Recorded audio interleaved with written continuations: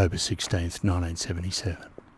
Constable Tony Russell adjusts his uniform one more time as he walks up Royalston Street in Paddington, Sydney. It's his first day on the job, 19 years old, fresh from the academy and eager to prove himself. The sergeant beside him has been through this routine 1,000 times. A welfare check, a concerned neighbour, probably nothing. The building that they've been called to stands out, even in Paddington's eclectic streetscape. A wallpaper factory and design studio. Its windows dark despite the late morning hour. The front door hangs open, just as the neighbour reported. Upstairs, lights burn wastefully in the daylight. "Mrs. Broadhurst," the sergeant calls out. "Police. Your neighbour called. We're just checking that you're all right." Silence answers them. The kind of silence that presses firmly against your eardrums. They move through the ground floor showroom, past shelves lined with thousands of wallpaper samples. Exotic patterns with names like Japanese floral and peacock. Lime green sofas, fuchsia velvet chairs. The aesthetic excess of a woman who spent her life refusing to be ordinary. The sergeant starts up the stairs and Russell follows, his hand instinctively moving towards his radio. At the top of the stairs, a small bathroom. The door won't open fully. Something's blocking it from inside. The sergeant pushes harder and the door gives way.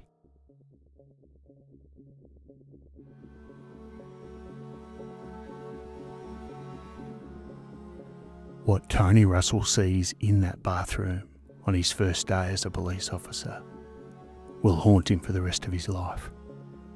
Blood. So much blood. And in the corner, wedged behind the door, a tiny, elderly woman with bright red hair. Her body positioned in a way that speaks of deliberate cruelty rather than simple murder. Florence Broadhurst, designer to the world, self-made empress of Australian wallpaper, has been beaten to death with a savage brutality. Her skull's fractured, her fingers are broken. Her killer careful enough to leave no fingerprints, but bold enough to share tea with her before the attack. Welcome back to Strewth, a podcast exploring Australia's most perplexing mysteries, both famous and forgotten. I'm your storyteller, Mark, and today we're exploring a case that spans 5 decades, connects a celebrated designer with a convicted serial killer, and remains officially unsolved despite what many investigators believe is overwhelming circumstantial evidence. This is the story of Florence Broadhurst, and although I'm not going to go into the gory details, it's important to know that this one does discuss the murder of people, and in particular elderly people, which is really hard to take on. So if it's not for you, that's totally okay.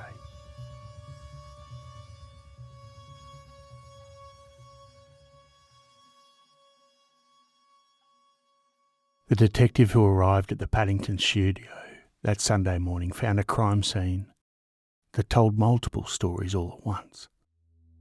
Some were clear, others remain mysteries to this day. Florence had last been seen alive at 3:40 p.m. the previous afternoon, Saturday, October 15th, when her employees collected their wages. She told them not to lock the front door when they left at 4 p.m. This was pretty standard practice, a convenience that allowed visitors to enter freely. Customers. On this particular Saturday, that unlocked door had admitted a killer. 2 ornate teacups sat on the kitchen table. Florence had entertained a guest, shared tea and probably conversation.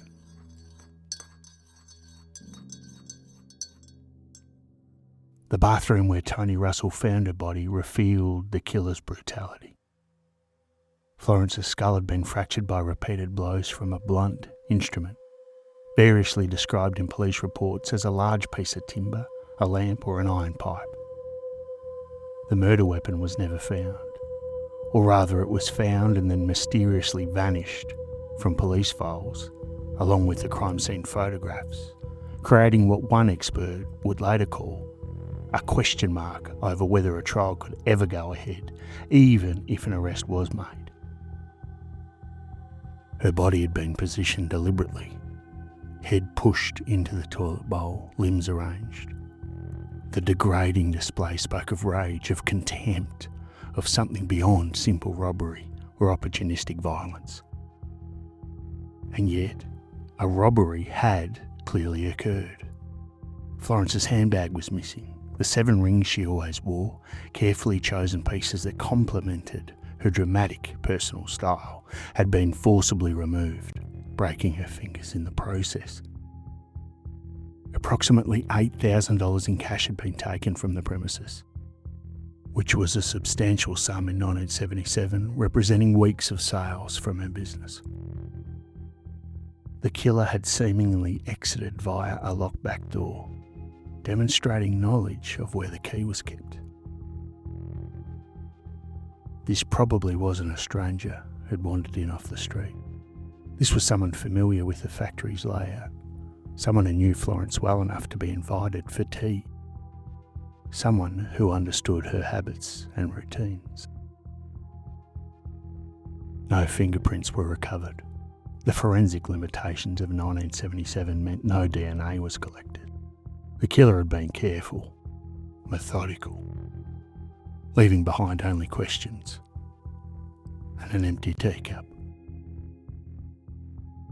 Around 7 p.m. that Saturday evening, roughly 3 hours after Florence's employees had left, a neighbour noticed that the studio blinds had been drawn.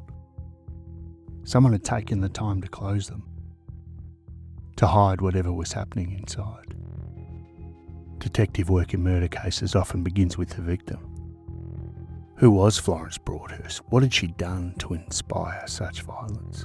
And why would someone who knew her well enough to share tea decide to kill her? The answers to those questions would prove as complex and layered as Florence herself.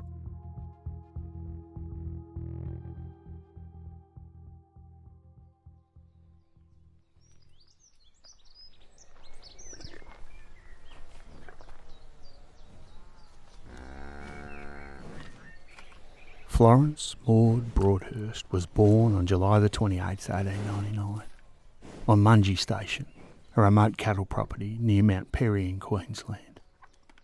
It was harsh country, isolated, a world away from the life she would later claim for herself.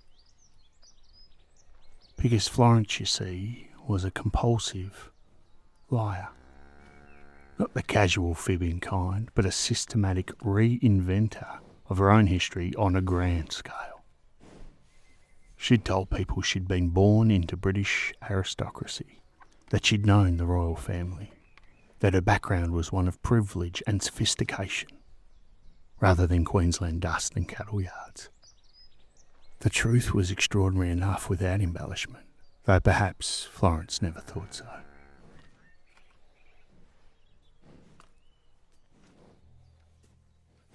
In her 20s, she transformed herself into Miss Bobby and Bobby Broadhurst, a singer and Charleston dancer who performed across Southeast Asia. Shanghai in the 1920s was a city of opportunity for those bold enough to seize it, and Florence was nothing if not bold. She ran a finishing school for wealthy expatriate daughters, taught young women the arts of deportment and sophistication, while learning them herself. A serious car accident in 1927 ended her stage career. Head injuries, permanent damage. But Florence simply pivoted to her next reinvention. She married twice, first to stockbroker Percy Can in 1929, a marriage that would later dissolve, and then to a diesel engineer, Leonard Lewis, in 1939, a union that produced a son, Robert Lloyd Lewis. During the 1930s, she operated as a French couturière, Madame Pellier, on London's Bond Street, selling fashion to women who had no idea their designer was a Queensland-born former dancer. In 1949, at the age of 50, Florence returned to Australia and took up landscape painting, a pleasant hobby for a middle-aged woman, respectable, say. She lasted exactly 10 years before boredom drove her to her next and final reinvention.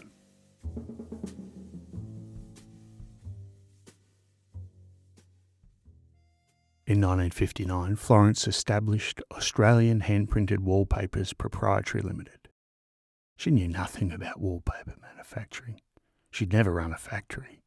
She was 60 years old in an era when women her age were expected to quietly retire into domesticity. But bugger it, she built an empire anyway.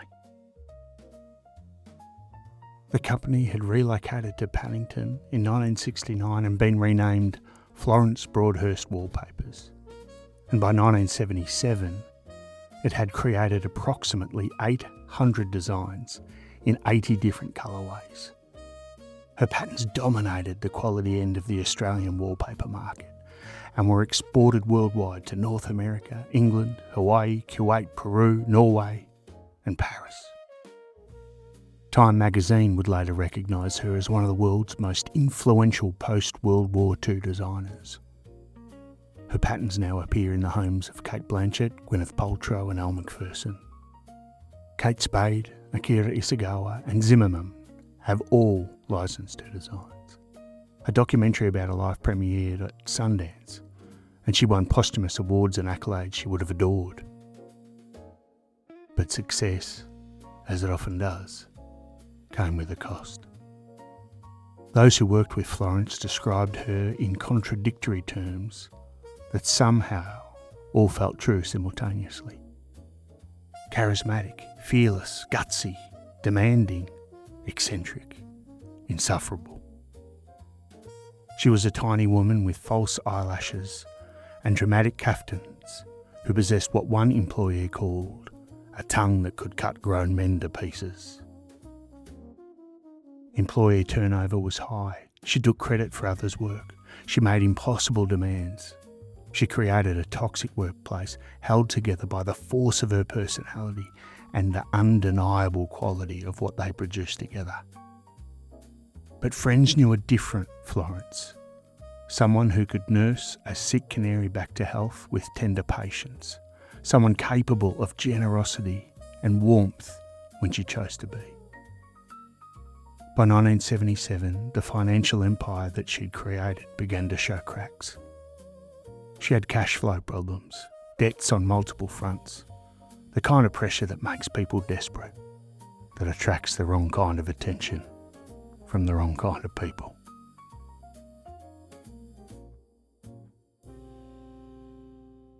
So, on October the 15th, 1977, at 78 years old, Florence was still working, still creating, still refusing to be anything other than exactly who she chose to be. And someone killed her for it.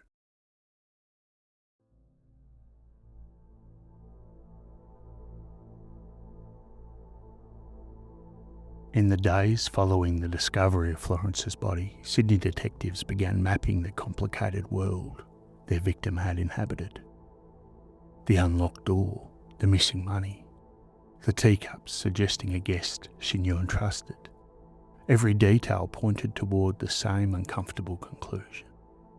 Florence Broadhurst had been killed by someone from her own life. Florence's son, Robert Lloyd Lewis, was adamant. The murder was someone with an intimate knowledge of the premises, he told investigators. They knew the front door would be open and to leave via the locked back door, which means they were acquainted with where the key was kept. The world of Florence Broadhurst Wallpapers was not the genteel, creative enterprise it appeared from the outside. Behind the lime green sofas and fuchsia velvet chairs, behind the exotic patterns with names like Japanese Floral and Peacock, operated a business under considerable strain. By 1977, Florence had what friends delicately described as cash flow problems. She was dealing with debt on a number of fronts, and the company that had once dominated the quality end of the Australian wallpaper market was hemorrhaging money. Competition had intensified, tastes were changing, and the financial pressures were mounting.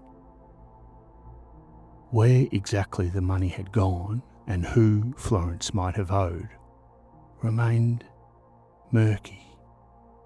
Some sources suggest possible connections to organised crime through her business dealings.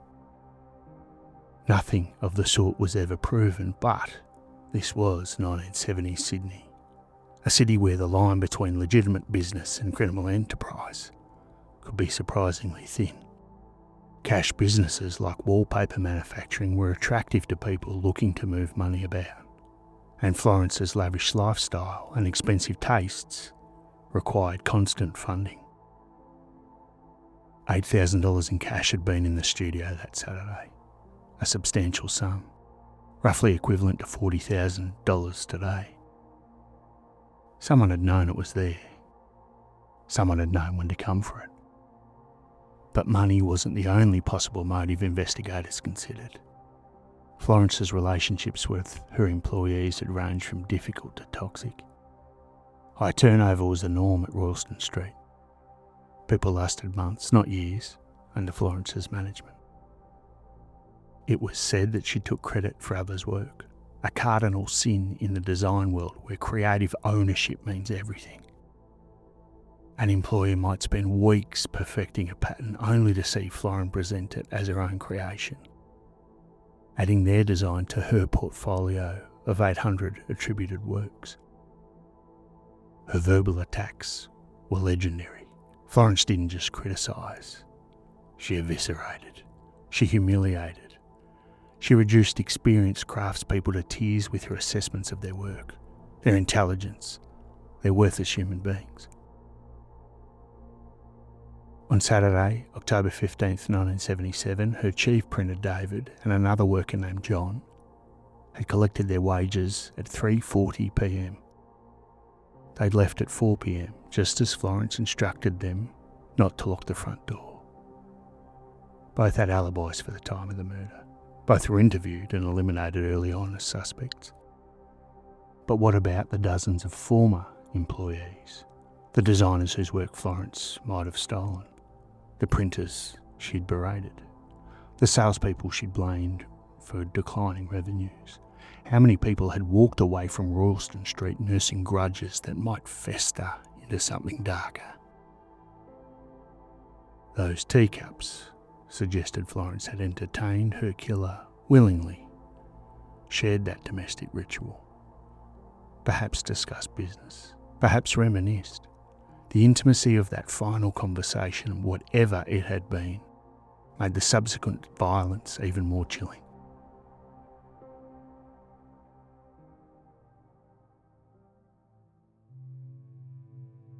And then there was the matter of G.L. In 1974, just 3 years before a murder, Florence had been attacked and robbed of $1,300 by a 23-year-old man whose initials were recorded in court documents as G.L. He'd appeared in court, faced charges, and presumably been sentenced, though the specific outcome wasn't recorded in police files. What happened to G.L. after his conviction? Had he served time and been released, nursing resentment against the elderly woman who'd pressed charges? Had he remembered the Paddington studio, the valuable wallpaper business, the cash Florence kept on hand? 3 years is time enough for anger to calcify into hatred, time enough to plan a return, time enough to convince yourself that the old woman owed you something more than what you'd already taken. Detective notes describe this lead as unexplored.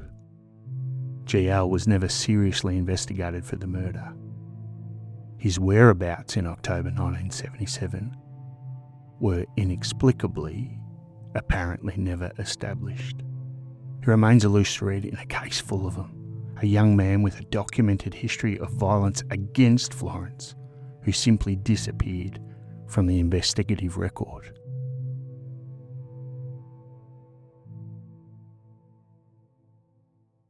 Investigators also couldn't entirely dismiss the possibility of random violence. $8,000 was powerful motivation to the wrong person.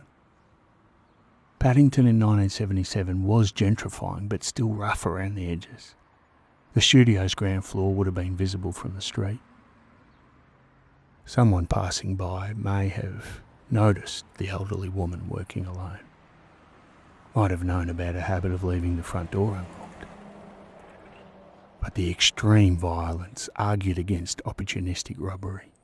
The degrading positioning of the body, the broken fingers where rings had been forcibly removed, the careful exit via the locked back door. It didn't seem like some desperate addict grabbing cash and fleeing. This was personal, prolonged. This was rage. Friends and employees interviewed for the 2005 documentary Unfolding Florence, which I'll link to in the show notes, remain convinced. The motive was most likely financial, they said. Not random robbery, but financial dealings gone wrong. Business associates with their own pressures and problems, the kind of people who might sit down for tea before collecting debts in the most permanent way possible.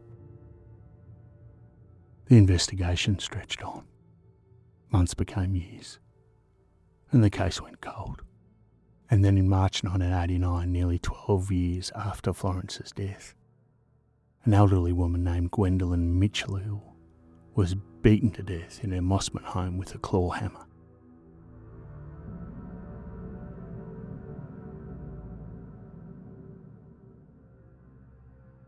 It was the beginning of a murder spree that would eventually connect back to that Paddington bathroom and raise disturbing questions about whether justice for Florence Broadhurst had been possible all along. But the granny killer, as he came to be known, theory would prove as complicated and controversial as everything else in Florence's life and death. For a little over a year between March 1989 and March 1990, elderly women in Sydney's North Shore suburbs lived in terror. Lady Winifreda Ashton, 84, Margaret Paywood, 85, Olive Cleveland, 81, Muriel Falconer, 93, Joan Sinclair, 60.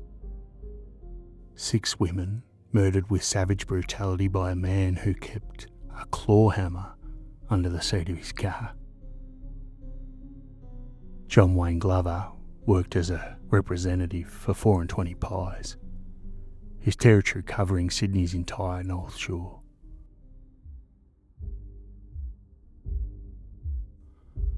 He would spot his victims while driving his sales rounds. Nursing homes, hospitals, places where elderly women gathered. The attacks all followed a pattern. An initial strike from behind with a hammer, a savage beating, strangulation with their own pantyhose tied in a careful bow.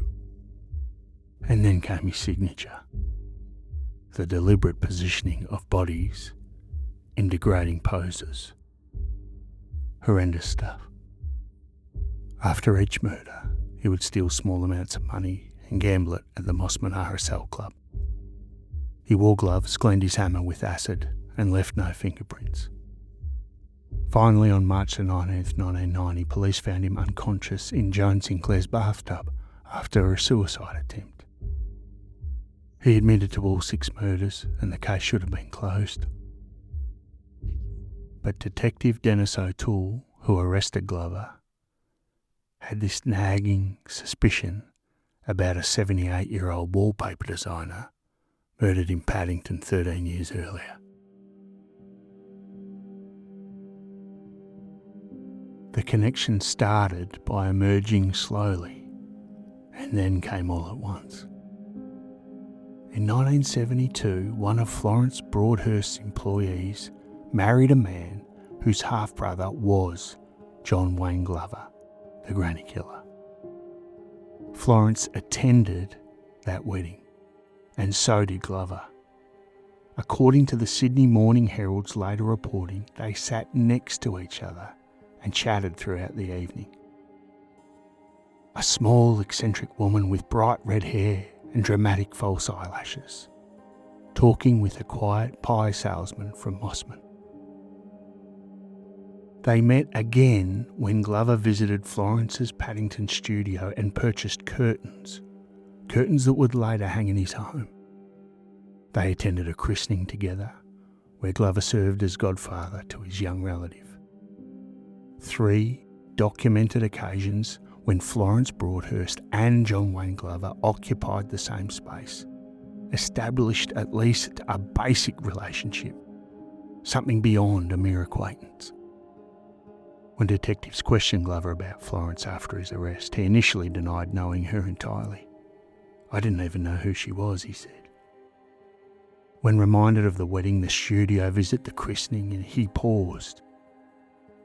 "All right, I guess I did know her." A lie followed by a grudging admission, but not a confession. Detective O'Toole began compiling similarities between the cases, and the list grew disturbingly long. Florence was 78. Glover's confirmed victims ranged from 60 to 93, all elderly women. Florence had been bludgeoned with a blunt object. Glover used a claw hammer for every confirmed kill. Florence's body had been found posed in what sources described as a degrading position, her head pushed into the toilet bowl. Every single one of Glover's confirmed victims had been deliberately posed with clothing arranged in degrading ways. Florence was killed shortly after 4 on a Saturday afternoon.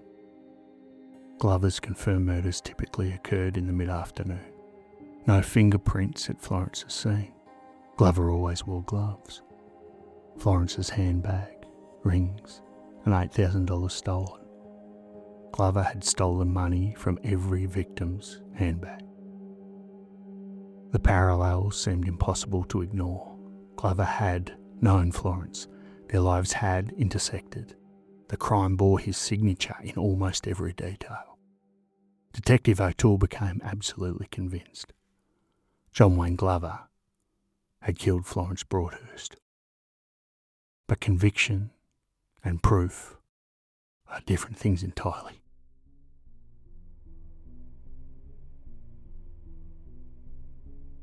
So let's look at the other side of this. The problems with the Glover theory are as compelling as the evidence supporting it. If John Wayne Glover killed Florence Broadhurst in October 1977, why did he wait until March 1989 to kill again? 11 years. And then go on to kill 6 more people in just over 12 months. Serial killers don't take decade-long sabbaticals before resuming their signature crimes. Police believed Glover hadn't stopped at all, that unsolved murders of elderly women in Sydney during those years might be his work. But without evidence, suspicion meant nothing. Geography too posed another problem. Every one of Glover's confirmed murders occurred in North Shore suburbs, Mossman, Lane Cove, Belrose, Linfield. His hunting ground was consistent and limited. Paddington, in contrast, sits in Sydney's eastern suburbs, 6 to 10 kilometres from Glover's typical territory. Not impossible, but again, a departure from his established pattern. Glover admitted to his 6 confirmed murders without hesitation, described them in detail and showed no remorse. But he consistently denied killing Florence Broadhurst. "I didn't do it," he maintained, over and over again. Denial, of course, from a proven liar means very little. But without physical evidence, no DNA from 1977, no murder weapon, no crime scene photographs, what could investigators prove? Florence's son, Robert Lloyd Lewis, rejected the Glover theory entirely, maintaining that it was someone with intimate knowledge of the premises, someone from a business world, Catherine Thompson, the writer of the 2005 documentary Unfolding Florence, agreed. She said that it seemed very far-fetched to her and too convenient. The business associates with whom Florence had troubled financial dealings, the employees she'd humiliated and potentially even exploited, the mysterious GL who'd attacked her 3 years earlier and then vanished from the investigative record, the underworld figures who might have been involved in her cash-heavy business operations. Each theory has merit. Each has some circumstantial evidence to support it, but none of them can be proven. In September 2005, John Wayne Glover hanged himself in his cell at Lithgow Prison. He was 72 years old, serving 6 consecutive life sentences with a never-to-be-released directive. Days before his suicide, he gave his last visitor a sketch, a park scene, 2 pine trees, and a number 9 hidden in the foliage. Detective O'Toole offered an interpretation. 9 total murders, 3 beyond the 6 convictions. Florence Broadhurst, perhaps, amongst them. But Glover, of course, never had a chance to explain the drawing, never offered a deathbed confession, and never gave Florence's family the closure that might have come from certainty. The sketch, as with everything else in this case, remains what it has always been, a tantalising possibility, a potential admission of guilt, or perhaps just the doodle of a dying man meaning nothing at all. In April 2021, the New South Wales Police Unsolved Homicide Squad formally announced a review of Florence Broadhurst's murder. No public updates have emerged from that review at the time of this recording, and the case remains officially unsolved, waiting for evidence that may no longer exist. It would seem that the truth died with Florence in that Paddington bathroom, or perhaps it died with John Wayne Glover in his prison cell.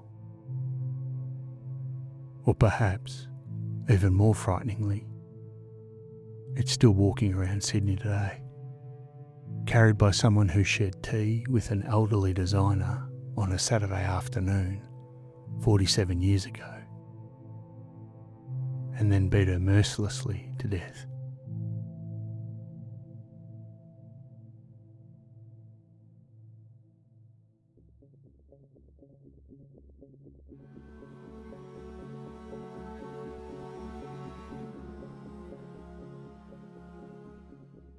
Florence's legacy, of course, thrives in museum collections and celebrity homes around the world.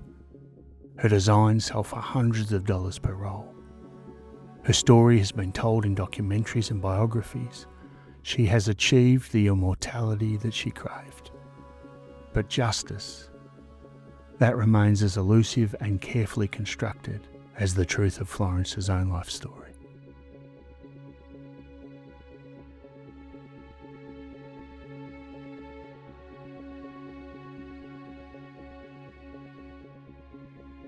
Thanks as always for listening to Strewth, and this episode, the case that we covered about Florence Broadhurst, was a request sent in by Linda, so thank you very much for that, Linda. I had heard of the granny killer cases before, but never the amazing story of Florence Broadhurst, so I really appreciate you bringing that to my attention.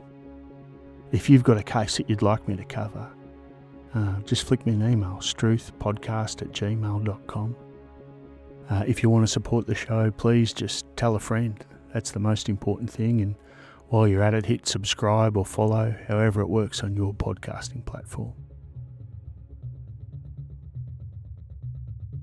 Next week, we'll be exploring a UFO abduction case here in Australia that's been described as both the holy grail of UFO abduction cases and also an epic hoax. Either way, though, it's a heck of a tale, so looking forward to seeing you then. Cheers. Bye.